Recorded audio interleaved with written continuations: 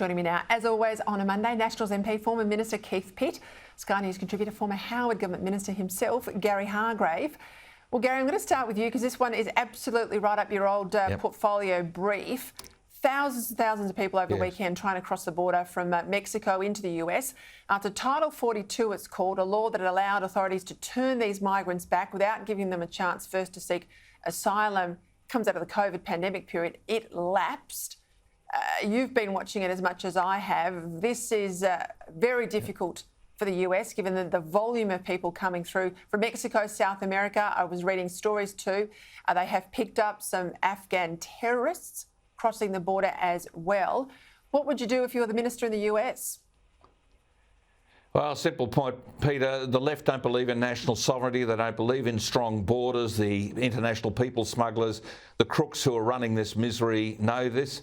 Of course they're going to test America, and who knows, they may get quite a few tens of thousands through. But the same thing's happening with the people smugglers in Southeast Asia, and you know they're buying the boats. They're ready to start sending them our way to test our resolve as well. So it's the left. The left are weak on this stuff. We've got to maintain some strength on our border integrity.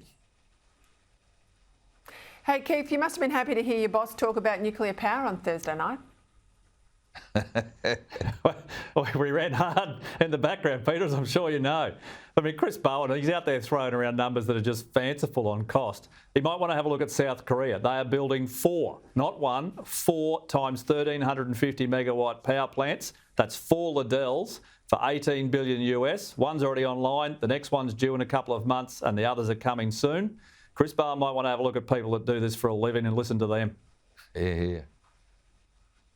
Let's talk about cricket in Australia Day. Even though we're a long way from it, we had Gardner, a female cricketer, out today, Indigenous cricketer I might add, saying she doesn't think it's right that Cricket Australia is scheduling matches on Australia Day. She said, I don't understand it, blah, blah, blah, blah.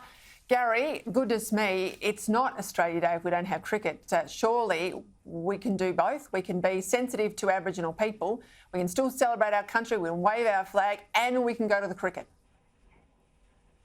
Peter, the Indigenous past, there's no doubt about it, but look, the multicultural basis of Australia. Australia Day 1949 was the day the Australian Act came into being, the Australian Citizenship Act came into being, and this is a day that's very, very special for tens of millions of people who've become citizens. So it's way beyond what might have happened in 1788. Australia Day is a day of deliberate importance to a lot of people who've migrated here.